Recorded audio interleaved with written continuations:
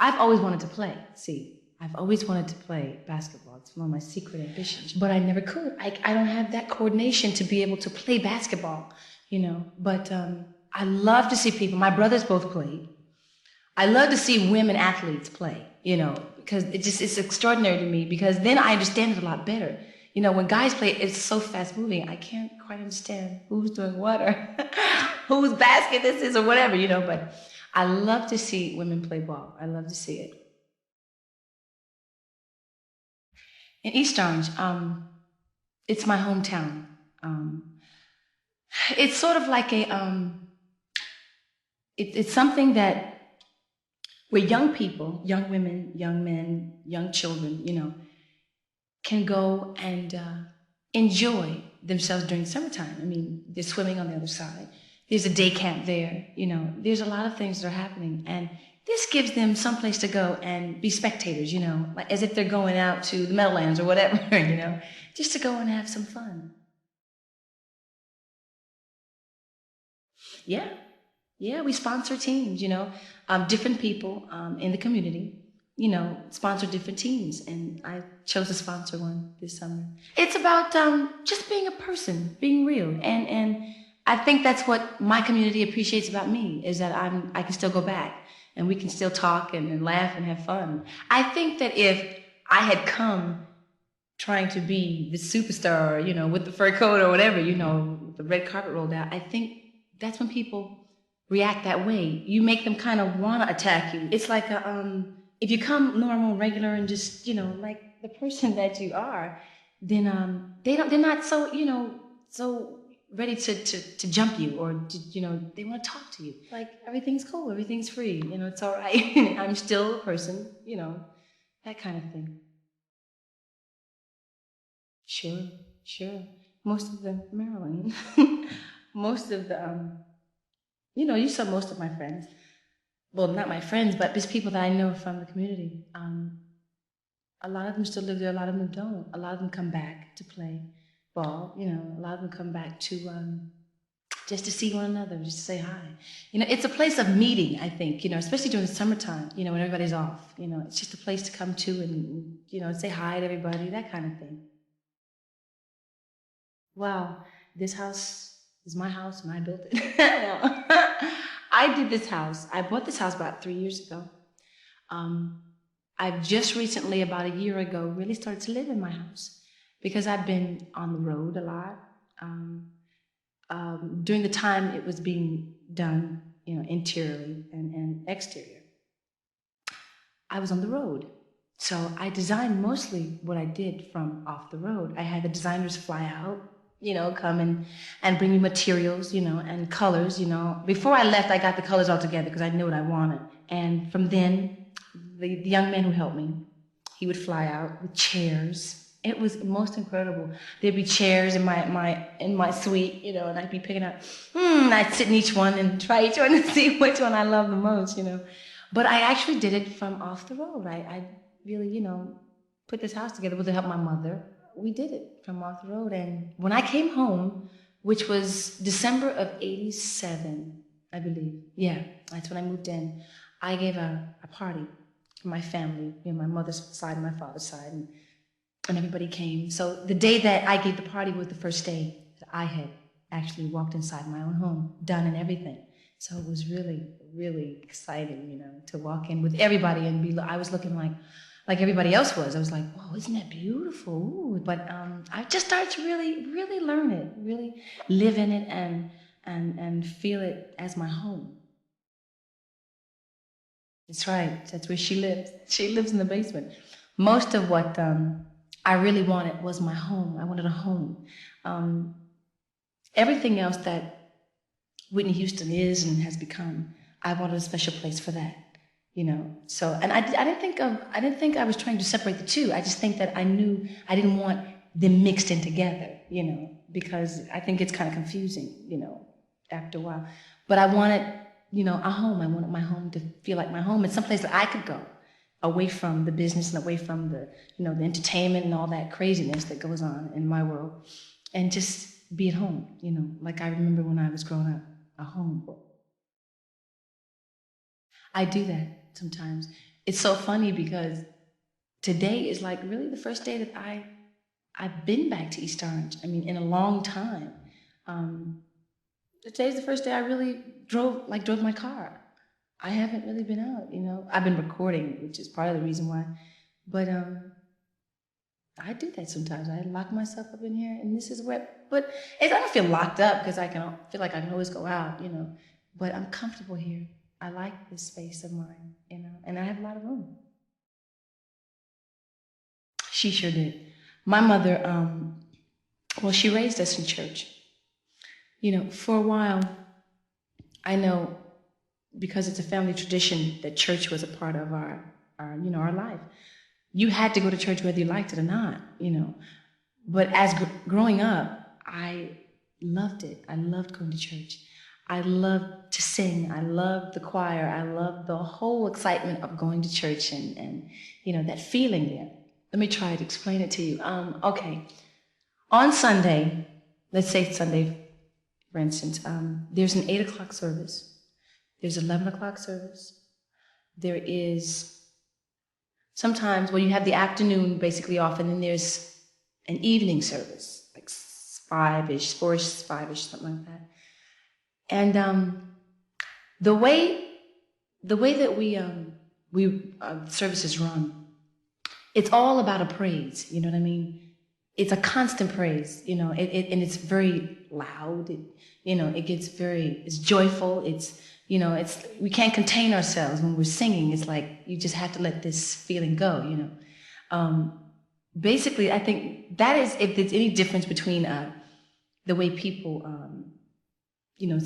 see God or feel God or whatever, it's just the way we praise Him. You know, the way some people are very quiet about it, some people are very solemn. But in the Baptist church and Pentecostal churches, we can't hold it. We just have to shout. We have to praise His name. You know. I didn't know much about Him when I was growing up, younger, in the single number stages. I didn't really know that I knew Him through my parents. I knew Him through my family, you know. I knew Him through church. I knew that whatever this God was, He sure liked to sing. He loved people to sing. He loved to be praised, you know.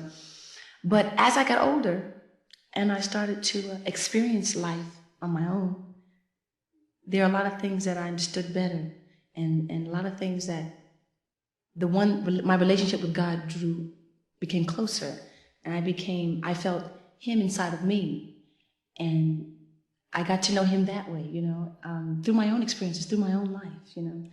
I'm going to do a gospel album. I'm going to do many.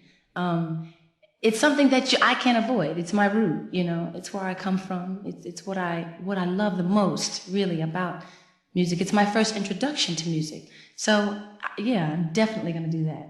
Got to do that. There's a form of gospel music which is called traditional, which is the basic hymns, Precious Lord, and When the Saints Go Marching In. But then there's a contemporary gospel that you hear BB and CeCe Winans sing, and the Winans and the Clark sisters and Al Green and people like that, which is more today, which is more universal, which is more appealing to young people, which is, you know, the crowd that, you know, the group that you want to reach.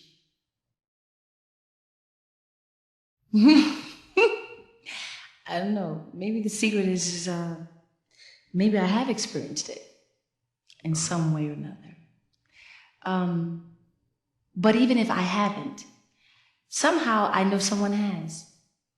And I can feel that. You know, even if I don't know firsthand for myself what it's like, I can understand it. I can understand how somebody could feel that way about their man, or feel that way about a relationship with their, you know, just a relationship, period.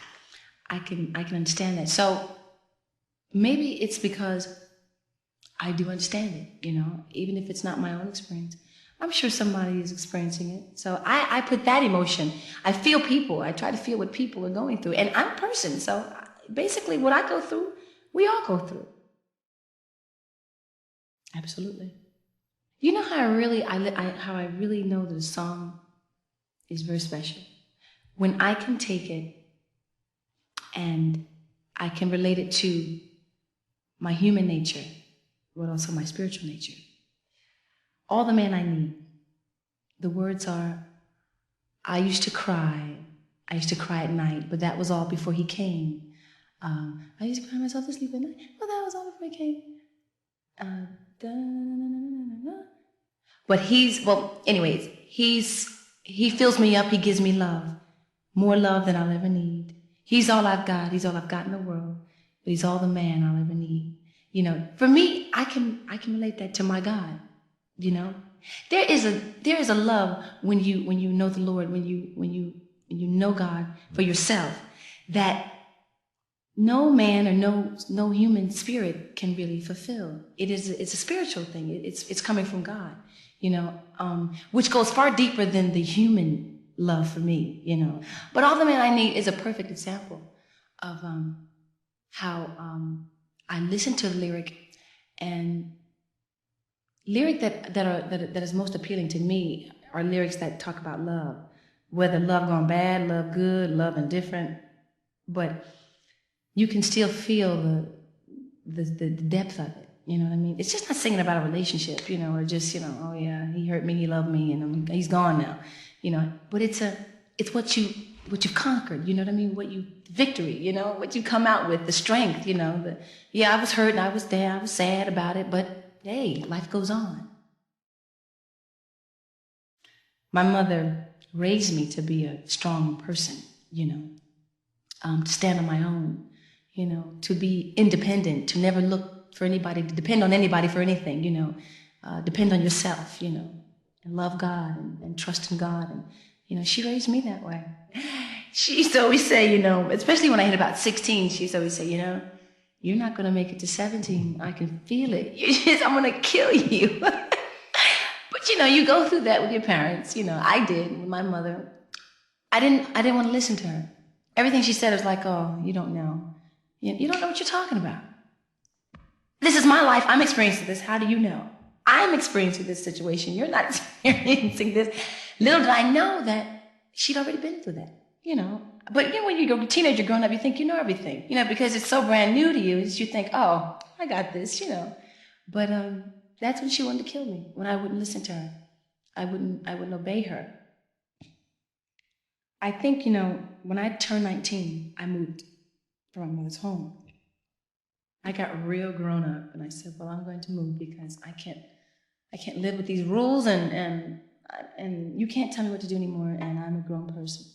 So I moved.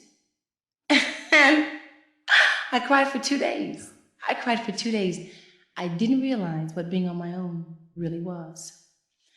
Until I think maybe a year after moving, I went to my mother. I said, Mom, I don't know what I was thinking about, but when I made that move, I took a big step. She said, yeah. You know, you didn't know that? I said, well, I knew that I was taking a big responsibility, but I didn't know how big. And I think then we realized, and I said, you know, and then when you're away from your mother, away from your parents, things I used to tell you start coming back into your head. You know, it's it's wild. And I started to tell her, she said, yeah, but you wouldn't listen to me then because you didn't want to hear anything I had to say. I said, yeah, and I was really being a little imp. But I remember now, and everything you told me paid off. That's difficult. That's difficult. You know, your father, he wants you to call him. Your mother, she wants you to, you know, call her. And if you pay a little bit too much attention to the other, it gets a little funky, you know. But my parents, I think why it's so strong because of what my parents built our family on, you know, on love and a strong foundation. So I never got confused with my mother doesn't love me, my father doesn't love me, or who loves me or who doesn't love me, you know. I knew both my parents did, and they showed me, you know, that they loved me, you know, and that was never my worry, that my parents would break up and I'd have to, you know, divide my love between the two. You know, my mother said, love your father, that's your father, and I love your father, you know, we just can't get along anymore, so we're gonna split. But don't feel differently about your dad because he's gone. That's your father, you should love him just the same. I know, and I always say, what am I gonna do next? You know, and with me, it's like I wear one outfit. I can't wear it again because it's been seen already. You know what I mean? I mean, especially for TV. You know, if I wore that dress and then I wore it at another function, they'd say, "Oh, she's wearing the same clothes." You know? Yeah, a lot of them are. A lot of them are French designers. I like Azadine Elia, Valentino. I have a woman, thank God. She's the best. I've known her since I was very young, and she used to be in the fashion industry. So when she got out, she still kept her contacts with people, fashion designers and everything. So she shops for me, and she brings me all the clothes, and I pick out what I want. And she's got the most exquisite taste. That's why you have to know, and my mother, she gave me this, I thank God. She's not colorblind. She's got good feel and good taste for material and color. So, what we think doesn't work. Like there would be things that my mother would put on, and I'd say, how did you get this combination? I mean, purple and orange and, but it would look so beautiful. And I think it's because she wasn't afraid to take the chance, to try it, to see how it looked, and it worked. It worked. God. There's a young man that designs for me. His name is Mark Bauer, and he's probably my favorite right now because he knows my body very well, and he knows just how to tuck it and do it and make it fit me very well. So he's probably, I don't have a favorite dress, but he's right now my favorite designer. No, but I'm getting older. I mean, let's compare when I was 19, I could eat and eat and eat, and I don't know where it went. It just fell off me like, I didn't even think about running or swimming or anything, like that. Not that I do so much now, but now that I'm older, my metabolism isn't working as fast anymore. No, I have a sauna in my bedroom and a jacuzzi bathtub in my bedroom and a little gym workout area in my bedroom. So I ride my bicycle. I like to ride my bicycle. That's fun for me, because I don't get to do it very often. So I think like twice a week I try to ride. And I run, and when I'm feeling a little heavy, I start to work out just to tone up, but never to lose weight. I have no problem with my weight at all. I love fried chicken. I love, the things I grew up on. Potato salad and candy yam, sweet potato pie. My aunt, who cooks for me, she's such a great cook, but she's such a health conscious cook. I get my vegetables, I get my fish, and I get my chicken, and I get everything that she feels that I need, for my body, and if she knows I've been working, I've been stressed out, it's extra because she knows your body needs vitamin A, or your body needs that protein, or you need zinc, Whitney. Zinc. So, basically, I don't need a lot of junk. I don't need a lot of junk. Oh, what makes me angry? Lies. Lies, meaning the one thing that I hate about this business is that so many things are said about you that aren't true. People take things out of context and create this own story. Things that you say aren't repeated the same way. People who tell me things like, I really hate this. It's one of my pet peeves. Like, I really, really irks me. I'll call you in an hour, and they never call. That aggravates me. But I don't know. That makes me angry. Child abuse makes me angry.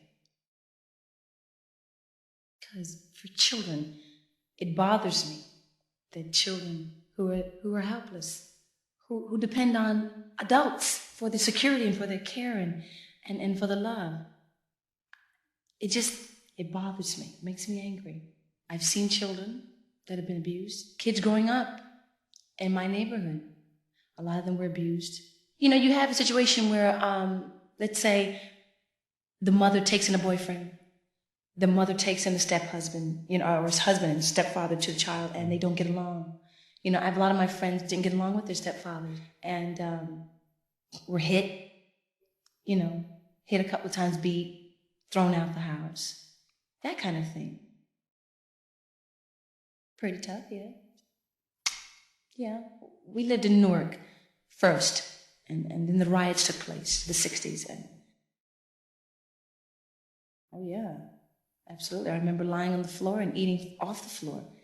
For the bullets, the bullets were flying, would go through you. Sure. I grew up in the ghetto. I mean, that's where I grew up.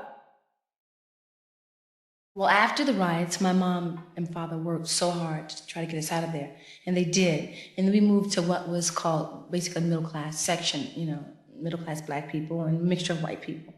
Then as the years went on, the white people moved out and the black people started to move in, and then it became, a different situation. You had more black people than white people.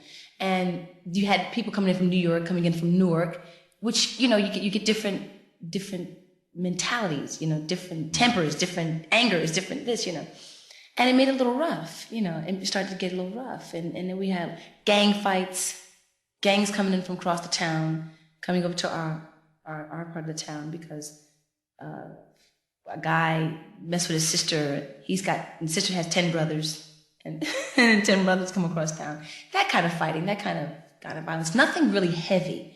I mean, it wasn't as bad as it is now. Not the drug violence that it is now. It's a whole different violence now. Then it was, you called me a bastard, or you called me this name, and I'm going to get you, and we'll meet at so-and-so time, that kind of thing. But now it's different. It's real big time. It's very, very young people playing adult games, Kids carry guns now, and, just that kind of thing now. It's different.